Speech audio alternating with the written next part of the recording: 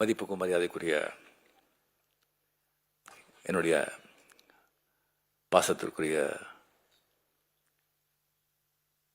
இப்போதான் கொஞ்ச நாள் அரசியலுக்குள்ள நுழைந்து கடினமாக உழைச்சி பேச்சில் தனக்குன்னு ஒரு பாணியை உருவாக்கி கொண்டு மக்கள் மத்தியில் தொண்டர்கள் மத்தியில் அருமையான பேரு புகழ் பெற்று தனக்கு ஒரு நல்ல அரசியல் நல்ல எதிர்காலம் இருக்கு அப்படிங்கிறது நிரூபித்து கொண்டிருக்கும் என் அன்பு தம்பி உதயநிதி ஸ்டாலின் அவர்களே என்னுடைய அருமை நண்பர், ரொம்ப காலத்து அருமை நண்பர் இந்து ராம் அவர்களே, இந்து பற்றி உங்களுக்கு வந்து சொல்ல வேண்டிய அவசியம் இல்லை. ஒரு பாரம்பரியமிக்க ஒரு பத்திரிகை, 100 ஆண்டுகள் மேலே ஆயிடுச்சுன்னு நினைக்கிறேன். இந்தியாவிலேயே வந்து அந்த ஹிந்து பற்றி தெரியாதவங்க யாருமே இருக்க மாட்டாங்க. ஸோ ஹிந்து பத்திரிகையில் வந்தால் அது வந்து சுப்ரீம் கோர்ட் ஜட்ஜ்மெண்ட் மாதிரி, அதில் வந்து அவ்வளோதான், வேறு விஷயமே இருக்காது. அந்த ஒரு விஷயத்தை சொல்லும்போது அவர் எவ்வளோ ஆராய்ச்சி செய்து அது போடுறாங்க அப்படின்னு சொன்னால் அது வந்து எவ்வளவோ அதை பற்றி நம்ம பேச முடியும். அண்ட் ராம் அவர்கள் அந்த குடும்பத்தை சேர்ந்தவர், அந்த ஹிந்துவுக்கு வந்து எடிட்டராகவும் இருந்தவர். அவர் வந்து ரொம்ப துணிச்சல் மிக்க மனிதர். இப்போ ஏவா வேலூர்கள் சொன்ன மாதிரி அவருக்குன்னு ஒரு சித்தாந்தம் வச்சு அது வந்து அவருக்கு எதுன்னு சரிப்படுதோ அது யாருக்கும் பயப்படாமல் எப்போவுமே பேசுபவர், எழுதுபவர் ராம் அவர்கள். அண்ட் குண்டத்துறை அடிகளார் அவர்கள் இப்போ தான் நான் முதல் தடவை அவரை வந்து நேரடியாக நான் பார்க்குறேன். ஒரு கிராஜுவேட், சரியா ஒரு 15 கல்வி நிறுவனங்களை வந்து மேல்பார்வையை பார்க்குறாரு. எங்கே வந்து ஒரு மழை வந்தாலோ, எங்கே வந்து ஒரு நிலசரி வந்தாலோ, மக்கள் கஷ்டப்படும் போது முதல்ல வந்து அங்கே போய் நின்றுட்டவங்களை வந்து சேவை செய்கிறாங்க. ஜனங்க சேவையா ஜனார்தன சேவை, அன்பே சிவம் அப்படின்னு சொல்லி மடத்துக்குள்ளே மட்டும் இருக்காமல் வெளியே வந்து மக்களுக்கு வந்து அவர் பணியாற்றுகிறார். அதுக்கப்புறம் ஏவா வேலு, ஏவி விட்டால் தான் எல்லாரும் வேலை செய்கிறாங்க. நான் ஏவி விடாமலேயே ஒரு வேலை செய்கிறவங்க ஏவா வேலு அப்படின்னு சொல்லி ஒரு வாட்டி கலைஞர் அவர்கள் சொன்னார்களா. அவரை பற்றி நான் அப்புறம் நான் பேசுகிறேன். அதுக்கப்புறம் மதுமதிக்க ராஜசேகர் அவர்களே, மாண்புமிகு என்னுடைய அருமை நண்பர், மாண்புமிகு தமிழக முதலமைச்சர் மு.க. ஸ்டாலின் அவர்களே, இங்கே வருகை தந்திருக்கும் அமைச்சர் பெருமக்களே, சட்டமன்ற உறுப்பினர்களே, IAS IPS மற்றும் அறிவார்ந்த மக்களே, இங்கே வந்த பிறகு இப்போ தான் ராம் கேட்டார் நீங்கள் பேசுகிறீங்களா அப்படின்னு. என்ன பண்ணுறது, பேசித்தானே ஆகணும் அப்படின்னு சொல்லிடுறேன். இந்த மாதிரி அப்படின்னு சொன்னால் நான் முதல்ல சொல்லியிருப்பேன், நான் பேசியிருக்க மாட்டேன், கொஞ்சம் விட்டுடுங்க அப்படின்னு. ஏன்னா நம்ம வந்து எப்போவோ ஒரு வாட்டி நம்ம பேசுறது, அந்த பழக்கம் இருக்கணும். பேசி எல்லா பேச்சாளர்கள் தான், அறிவாளிகள் தான். ஸோ அந்த அறிவார்ந்தவர்கள் இருந்த சபையில் வந்து நீ பேசாமல் இருக்கிறது தான் ரொம்ப அறிவாளித்தனம் அப்படின்னு சொல்லுவாங்க. இப்போ என்ன பண்ணுறது, நான் பேசி தான் ஆகணும். ஸோ ஏதாவது கொஞ்சம் தப்பாக இருந்தால் தயவு செஞ்சு மன்னிச்சிங்க. ஸோ முதல்ல வந்து இந்த கலைஞருடைய 100ஆண்டு வெற்றி விழா, அவருடைய உடன்பிறப்புகள், முதலமைச்சர்கள், அவருக்கு இந்த ஆண்டு பூரா அந்த கொண்டாடின விதம் இருக்க, எத்தனை மாவட்டங்கள், எத்தனை விதமாக. உலகத்திலேயே எந்த ஒரு அரசியல் தலைவருக்கும் இந்த மாதிரி யாருமே 100ஆண்டு கொண்டாட்டங்கள் கொண்டாட மாட்டாங்க, கொண்டாட போவதும் இல்லை. எந்த அளவுக்கு அவர் மேல ஒரு அன்பு, ஒரு பாசம் இருந்தா அது பேசுறவங்களுக்கும் சரி, கேட்கறவங்களுக்கும் சரி, கொஞ்சம் கூட சலிப்பு தட்டாம என்னமோ ராமாயணம் மகாபாரதம் கதை பிரவச்சனம் கேட்குற மாதிரி ஒரு பக்தர்கள் தான் அந்த மாதிரி வந்து கேட்பாங்க. அதை வந்து முன்னிலை நடத்தி முதலமைச்சர் அத்தனை வேலை இருந்தால் கூட எத்தனையோ விழாக்கள் அவரே கலந்து கொண்டு தலைமை தாங்கி விழாக்கள் நடத்திருக்காங்க. ஸோ நாம் எல்லாருமே வெளியே பார்க்குறோம். ஸோ வெளியே நல்லவங்க எல்லாம் வீட்லேயும் நல்லவங்களாக இருக்கணும்னு சொல்ல முடியாது.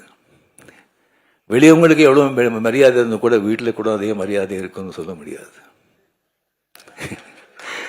ஸோ அவர் கூடவே பிறந்ததில் இருந்து வளர்ந்து இருக்கும்போது 24 hours எந்தெந்த தருணத்தில் எந்தெந்த இதில் முக ஸ்டாலின் அவர்கள் அவர் அப்பாவை பார்த்துருப்பாங்க. எவ்வளோ வேதனைகள் எவ்வளோ கஷ்டங்கள் என்ன இருந்தோ கூட பொது வாழ்க்கையில் காட்ட முடியாது. எல்லாரும் மனிதன் தானே. அது வீட்டில் தான் காட்ட முடியும். அது வீட்டில் அது எப்படி சமாளிச்சிருப்பார். மற்றவங்க இவர் கஷ்டப்பட்டா கூட மற்றவங்க கஷ்டப்படும் போது அவர் எல்லாம் அவர் எப்படி தட்டி கொடுத்துருப்பாங்க. ஒரு தலைவனாக சமுதாயத்தில் அவங்களுடைய உறுப்பினர்களுக்கு மட்டும் இல்லை, உடன்பிறப்புகளுக்கு மட்டும் இல்லை, வீட்டில் கூட அந்த மாதிரி ஒரு தலைவனாக இருந்தால் தான் அவருக்கு ஒரு பாசம் பக்தின்னு சொல்லலாம். நம்ம படையப்பா பிரிவுக்கு போட்டிருந்தோம் அந்த தெய்வஸ்ரீதேவி படத்தில். ஸோ பின்னாடி மீன் 34 சார், மீன் கலைஞர் சார், இவர் திஸ்டிங் அவரெல்லாம் திஸ்டிங்கெல்லாம் உட்காந்துருந்தாங்க. நான் ஸ்டாலின் சார் எங்கெல்லாம் பார்த்தோம்னு சொன்னால் முன்னாலே ஒரு 7th முன்னாலே போய் உட்காந்துருக்காங்க. ஸ்டாலின் சார் இங்கே வாங்க சொன்னோம். ஐயோ இல்லை அப்படின்னு அவ்வளோ ஒரு மரியாதை, ஒரு ரெஸ்பெக்ட். அண்ட் இப்போ அவர் முதலமைச்சர் பதவி வகித்த பிறகு ஸோ இதை நான் இப்போ இங்கே விழா போகிறதுக்கு முன்னாலே முதல்ல என்ன பேசணும் அப்படின்னு சொல்கிறத விட எதையும் பேசக்கூடாது அப்படின்னு சொல்லி லிஸ்ட் போட்டு எடுத்தேன். ஏவவேலு அவர்கள் முதலே சொன்னாங்க, இது அரசியலே கிடையாதுங்க, அரசியல் பற்ற சம்பந்தமே கிடையாது, நீங்கள் இது மாதிரி விஷயம் கூப்பிட்டுருக்கோம், நீங்கள் இது பண்ணணும் அப்படின்னு சொன்னாங்க. ஸோ கலைஞர் சார் அப்படின்னு சொல்லி வரும்போது கம்ப்ளீட்டாக சினிமா, இலக்கியம், அரசியல், இந்த 3 தான். எனக்கு சினிமா பற்றி அவரை பற்றி தெரியும், அதை பற்றி நான் நிறைய பேசியிருக்கேன். இலக்கியத்தை பற்றி அவருக்கு எனக்கு சரியாக அவ்வளோ தெரியல. அவருடைய இலக்கியங்கள், அவருடைய கவிதைகள், அவருடைய கதைகள் ஜாஸ்தி தான் படித்ததில்லை. வேறு ஒரு அரசியல் தான். அது அவங்க பேசினா ரொம்ப ஜாகிரதையாக பேசணும். இங்கே நம்ம மதிப்புக்குரிய நண்பர் ஸ்டாலின் சார் அவர்கள் முதலமைச்சரான பிறகு அவர் சந்தித்த எல்லா தேர்தல்களையும், பார்லிமெண்ட் தேர்தல் உட்பட மிகப்பெரிய வெற்றி அடைஞ்சதுக்கு அதே சொல்லும் அவருடைய ஆளுமை, அவருடைய உழைப்பு, அவருடைய அந்த அரசியல் ஞானம், அதே அவர்கிட்ட சொல்லும். அவர் ரியலி நீங்கள் எவ்வளவோ நீங்கள் பார்த்துருப்பீங்க. ஒரு கழக ஒரு பார்ட்டி ஸ்தாபனர் ஆகட்டும், அவர் தலைவராகட்டும், அவர் மறைஞ்ச பிறகு அதுக்கப்புறம் வர்ற ஒரு சந்தேகம் அது கட்டி காக்கிறதுக்கு எவ்வளோ கஷ்டப்படுறாங்க, எத்தனை பேர் ஃபெயில் ஆகிருக்காங்க, எவ்வளோ திண்டாடிட்டு இருக்காங்கன்னு சொல்லி பக்கத்து மாதத்தில் நடக்கிறதெல்லாம் நீங்கள் எல்லாம் கேள்விப்பட்டிருப்பீங்க, பார்த்துட்ருப்பீங்க. அது எவ்வளோ சர்வ சாதாரணமாக அவர் செஞ்சுட்டு போயிட்டுருக்கார். அதுக்கு மேலே எனக்கு ரொம்ப ஆச்சரியமான விஷயம், நான் பிரமிப்பு போகிறது அப்படின்னு சொன்னால், எப்போவுமே இந்த ஸ்கூல் டீச்சர் வரும்போது ஸ்கூல் டீச்சருக்கு இந்த நியூ ஸ்டூடெண்ட்ஸுங்க ப்ராப்ளமே கிடையாது, ஈஸியாக சமாளிச்சிடுவாங்க. இந்த பழைய ஸ்டூடெண்ட்ஸுங்க இருக்க பாருங்க, அவங்கள சமாளிக்கிறது சாதாரண விஷயம் இல்லை. இங்க ஏகப்பட்ட பழைய ஸ்டூடெண்ட்ஸ், நான் அங்கே பார்த்து சொல்றேன், ஏகப்பட்ட பழைய ஸ்டூடெண்ட்ஸ். அது சாதாரணமான பழைய ஸ்டூடெண்ட்ஸ் இல்லை,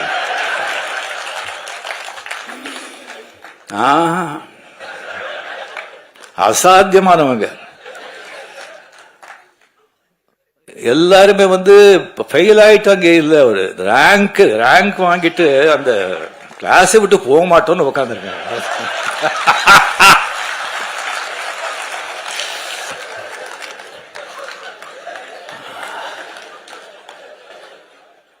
கலைஞர் அவளை வந்து தம்பி சின்ன வயசுல இருந்தெல்லாம் பார்த்து இதுக்கு இருக்கிறவங்க வந்து அவங்களெல்லாம் சமாளிக்கிறது சாதாரணங்க. ஒருத்தர் வேண்டாங்க, துரைமுருகன் சொல்லி ஒருத்தர் இருக்காரு. கலைஞர் கண்ணிலேயே மருளிட்டு ஆட்டினவர் அவரு. அவருக்கு ஏதாவது விஷயம் சொல்லி இப்படி போற இப்படி பண்றோன்னே எப்படி இருக்கு எப்படி நல்லா இருக்கு அப்படின்னு சொன்னா அப்படியா சந்தோஷம் அப்படின்னு சொன்னா அது என்ன நல்லா இருக்குன்னு சொல்லி சந்தோஷம் சொல்றாங்களா, என்னடா இப்படி பண்றீங்கன்னு சந்தோஷம் சொல்றாங்களா, ஒன்றும் புரியாது. Stalin sir, hats off to you.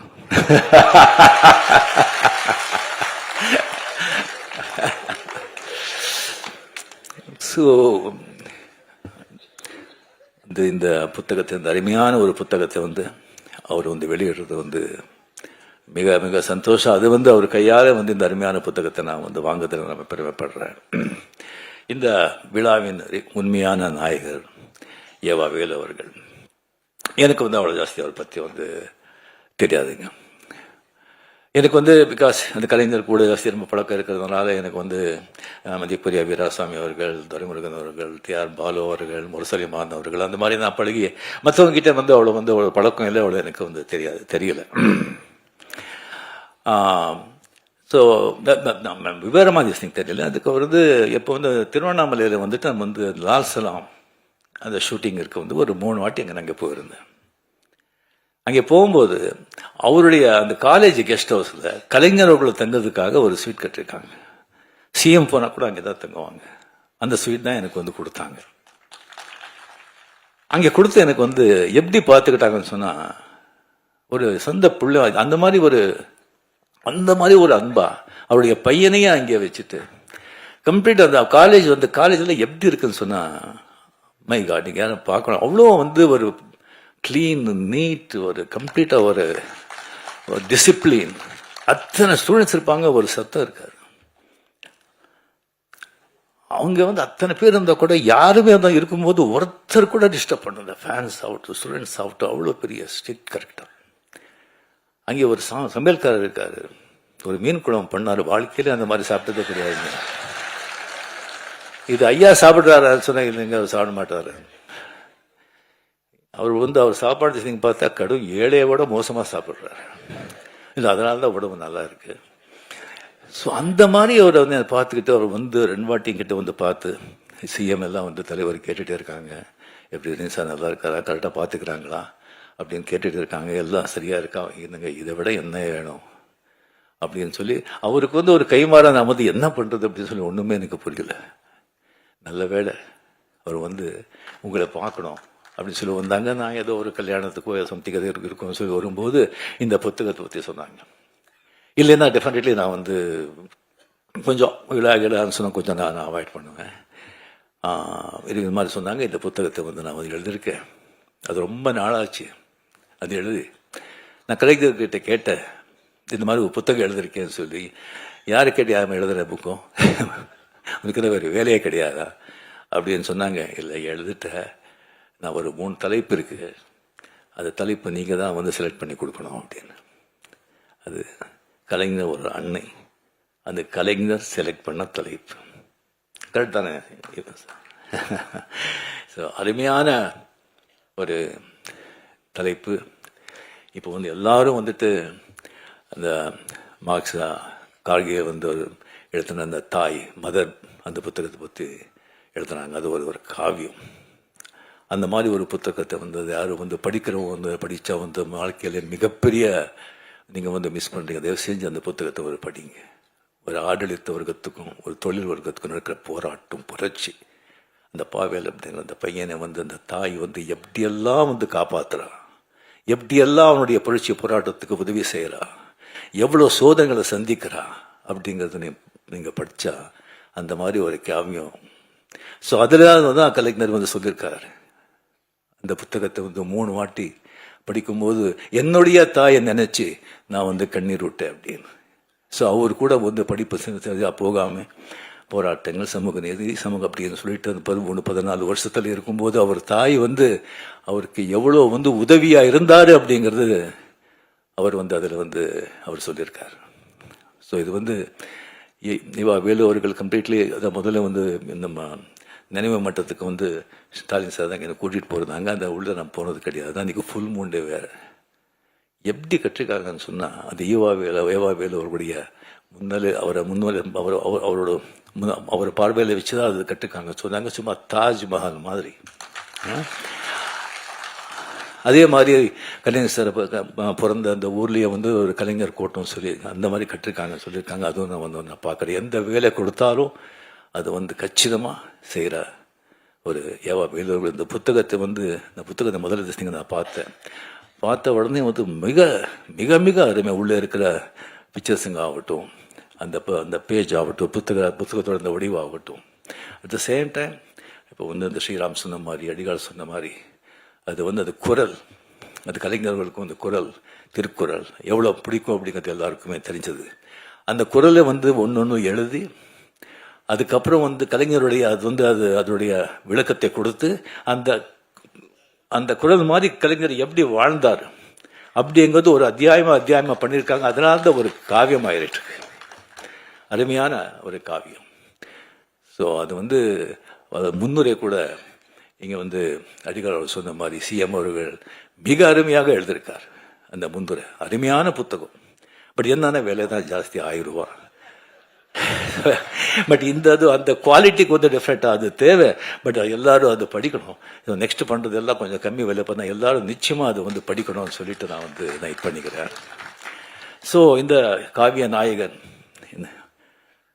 என்னுடைய அருமை நண்பர் அமரர். கலைஞர்களை பற்றி நான் என்னத்தனை பேசுறது, அவர் பண்ண படங்களை பற்றி நான் வந்து பேசிட்டேன். அதுக்கப்புறம் வந்து அவருடைய நான் சொல்லி இலக்கியத்தை பற்றி அவ்வளோ ஜாஸ்தி எனக்கு தெரியாது. அண்ட் அரசியல் வாழ்க்கையை பற்றி எல்லாருக்குமே உங்களுக்கு தெரியும். அவர் அரசியல் வாழ்க்கை இப்போ வந்து ராஜ்நாத் சிங்கை வந்து அவரை பற்றி 1/2 hour அவர் பேசியிருக்காங்கன்னு சொன்னால் அது ராஜ்நாத் சிங் மட்டும் பேசிருக்க மாட்டாங்க, மேலிருந்து ஒரு உத்தரவு வந்திருக்கும். ஸோ அவர் வந்து எல்லாராலையும் வந்து அந்த மாதிரி ஒரு பாராட்டி மகிழ்கிற ஒரு மனிதர். அபூர்வங்க, ரொம்ப அபூர்வம். எல்லாரும் நம்ம பிறக்கிறோம், அதில் 90% 95% வந்து பிறந்து இந்த குலம், இந்த ஜாதி, இந்த மதம், இந்த பேர், பொண்டாட்டி, புள்ளை, ஒரு 10-25 உறவினர்கள், ஒரு ஆஃபீஸில் வேலை செஞ்ச ஒரு 10-20 பேர், மொத்தமே ஒரு 50 பேர். அதுக்குள்ளே வாழ்க்கை முடிச்சிடும். அந்த 50 பேரை வந்து சந்தோஷப்படுத்து, 50 பேர் முன்னாலே நல்லா வாழணும், சந்தோஷமாக வாழணும் அப்படின்னு சொல்லி அதே போராடி செத்து போகிறோம். பட் சில பேர் தான் சமூகத்துக்கு, ஒரு இனத்துக்கு, சமூக நன்மைக்காக போராடணும், பாடுபடணும் அப்படிங்கிறது ஒரு சில பேர் தான். அது கலைஞர் அதில் ரொம்ப முக்கியமானவர். அவர் சந்தித்த சோதனைகள், விமர்சனங்கள் வேறு யாராவது இருந்தால் காணாமல் போயிருப்பாங்க. விமர்சனங்கள் வேணும், தேவை. அது ஒரு மழை மாதிரி இருக்கணும், புயல் மாதிரி இருக்கக்கூடாது. புயல் மாதிரி இருந்தால் சரியாக நம்ம மரங்களே சாஞ்சு போயிடும். ஆனால் இது ஆலமரம், வேறு ரொம்ப ஸ்ட்ராங். அவருடைய உடன்பிறப்புகள், அந்த வேறு ரொம்ப ஆழம், ரொம்ப ஸ்ட்ராங். அந்த மரம் அந்த மாதிரி ஒரு ஊக்குவிச்ச மரம், அதை யாராலையும் அசைக்க முடியாது.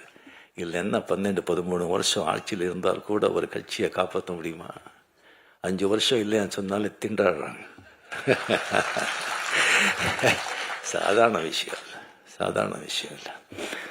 ஸோ அவரை பற்றி வந்து போக போக பெரிய இந்த மாதிரி பெரிய மகான்களேன்னு சொல்லலாம்.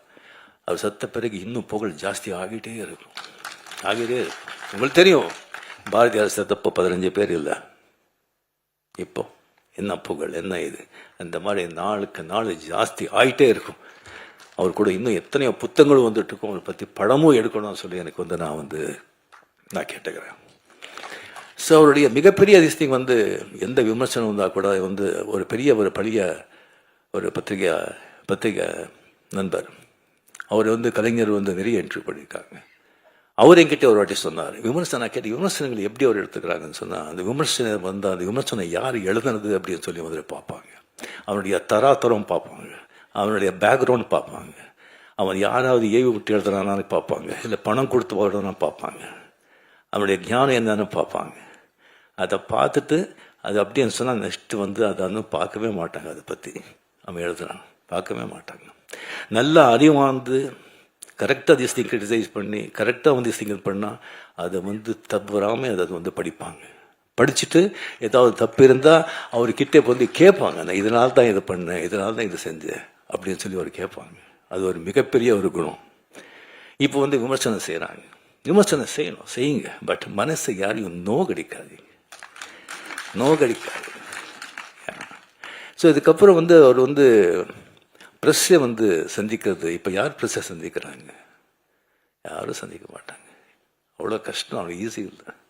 பட் ப்ரெஸ்ஸை வந்து பார்த்தா சந்திக்கிறதுக்கு வந்து கலைஞர்களுக்கு வந்து ஒரு யானை கரும்பு மாதிரி ப்ரெஸ்ஸுக்கு பார்த்தாலே போதும், அவர் தெரியாமலே ஒரு சிரிப்பு வர ஒரு கை தான்.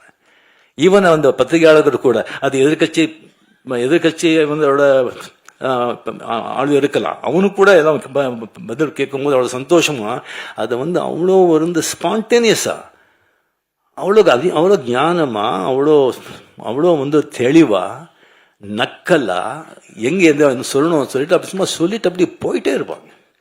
அதெல்லாம் வந்து அது யாருக்கும் அது சர்வ சாதாரணமாக ஒரு விஷயம் இல்லை. அண்ட் பேச்சாளர், எத்தனையோ பேச்சாளர் இருக்காங்க, ஒவ்வொருத்தருக்கும் ஒரு பாணி இருக்கும். சில பேச்சு எல்லாம் பொதுவாக வந்து இங்கே பேச்சாளர் நல்ல பேச்சாளர் அப்படின்னு சொன்னால் அங்கங்கே கேப் கொடுப்பாங்க, சில இடத்துல அழுத்துவாங்க, சில இடத்துல ரோஷமாக பேசுவாங்க, சில இடத்துல சோகமாக பேசுவாங்க, சில இடத்துல கர்ஜிப்பாங்க. ஆனால் கலைஞருடைய பேச்சு பார்த்தீங்கன்னா சும்மா வீணை மாதிரி ஒரே சுரத்தில் இருக்கும், ஒரே சுரத்தில் இருக்கும். அங்கே கேட்குறவங்க கிட்ட இருந்தில்ல துள்ளல், சிரிப்பு, கோபம், சோகம் அப்படி வரும். அது பேச்சுடைய அவருடைய திறமை. ஸோ இது அவர்கிட்ட வந்து நடந்தது. அவர் வந்து எப்போவுமே ஒரு சந்தோஷமாக பார்க்கும்போது, வாங்க எப்படி இருக்கீங்க, நல்லா இருக்கீங்களா, ஷூட்டிங் எது அப்படின்னு விசாரிப்பாங்க. முதல்ல ஷூட்டிங் எது விசாரிப்பாங்க, ஏன்னா அதுதான் என் தாய் வீடு. ஸோ விசாரிப்பாங்க. சந்தோஷம் எப்போவுமே.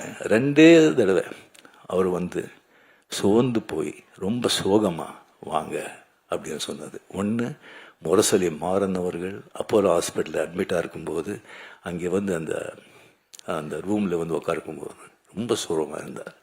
2வது தடவை வந்து செக்ரட்டரியேட்டில் வீரப்பன் ராஜ்குமாருக்கு எடுத்துகிட்டு போகும்போது அப்போ வந்து வாங்க, ரொம்ப சோகமாக இருந்தார்.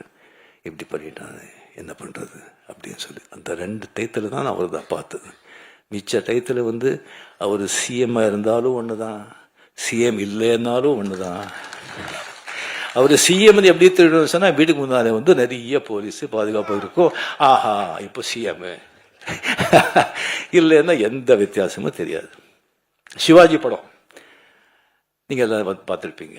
மொத்தம் வந்து அரசியல்வாதிகளை அரசியல்வாதிகளை விமர்சனம் பண்ணி, அரசாங்கத்தை விமர்சனம் பண்ணி, லஞ்சத்தை பற்றி சொல்லி அது எடுத்த படம். அது அந்த கதை தெரிஞ்சிருந்தும் சிஎம் அவர்கள் வந்து அந்த படத்தை பார்த்தாங்க.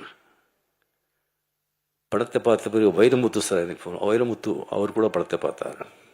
பார்த்த பிறகு வைரமுத்து அவர்கள் சொன்னாங்க, சார் உங்களுக்கு ரொம்ப தைரியம், இந்த மாதிரி படம் எடுத்து சிஎம் பக்கத்துலேயே உட்காந்து பார்க்குறீங்களே அப்படின்னு. படத்தை பார்த்து சிஎம் கலைஞர் அவர்கள் சொன்னாங்க, அப்படியே பார்த்து நமக்கும் இதெல்லாம் ஒழிக்கணும், நல்லது பண்ணணும்னு ஆசை அப்படின்னு சொல்லி பெரும் மூச்சுட்டார். அந்த மூச்சில் பல 1000 விஷயங்கள் இருந்தது. அதுக்கப்புறம் வைரமுத்தவர்கள் சொன்னேன், நான் பார்த்தது முக்கியம் இல்லைங்க, இந்த மாதிரி படத்துக்கு வந்து வெற்றி விழாவுக்குன்னு நான் கலந்துக்கிறேன்னு சொல்லியிருக்காங்க. அது தைரியம். அங்கே வந்து வெற்றி விழாவில் கலந்து கொண்டு எல்லாரையும் புகழ்ந்து எல்லாருக்கும் கேடியை கொடுத்து அவ்வளோ சந்தோஷப்பட்டாங்க.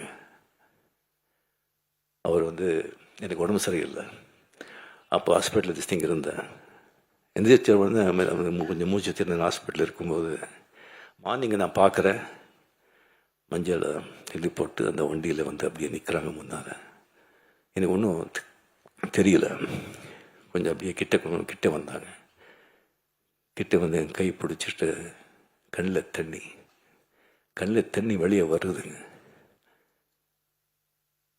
நான் என்ன பண்ணேன் அவங்களுக்கு? எவ்வளோ ஒரு அன்பு பாசம். கொஞ்ச நாள் பழகினவர்களுக்கு எது சொன்னால் நீங்கள்லாம் கூடவே இருக்கும் போதெல்லாம் அவங்களுக்கு எப்படி இருக்கணும், உயிரே கொடுத்துடலாம் இல்லை. அவளை கண்ணில் தண்ணி வச்சுட்டு கையில் அப்படியே தடவினார். அந்த கை வந்து இந்த பூவை விட அவ்வளோ சாஃப்டாக இருக்குங்க, அவ்வளோ சாஃப்ட். என் வாழ்க்கையிலேயே வந்து அவர்கிட்ட அந்த கண்ணீர், அந்த ஸ்பர்ஷம் என்னால் மறக்கவே முடியாது. இந்த மாதிரி ஒரு பெரிய ஒரு மகான், அவரை பற்றி பேசிட்டே போகணும். ஸோ அந்த ஒரு அருமையான ஒரு புத்தகத்தை வந்து எனக்கு வந்து அதை வெளியிட்டு அது எனக்கு வாங்குகிற அந்த வாய்ப்பு எனக்கு கொடுத்ததுக்கு ஏவா வேலு அவர்களுக்கு மனமார்ந்த நன்றி, சிஎம் அவர்களுக்கு மனமார்ந்த நன்றியை தெரிவித்துக்கொண்டு என் பேச்சை முடிச்சுக்கிறேன். ஏதாவது தவறாக இருந்தால் தயவு செஞ்சு மன்னிச்சிருங்க.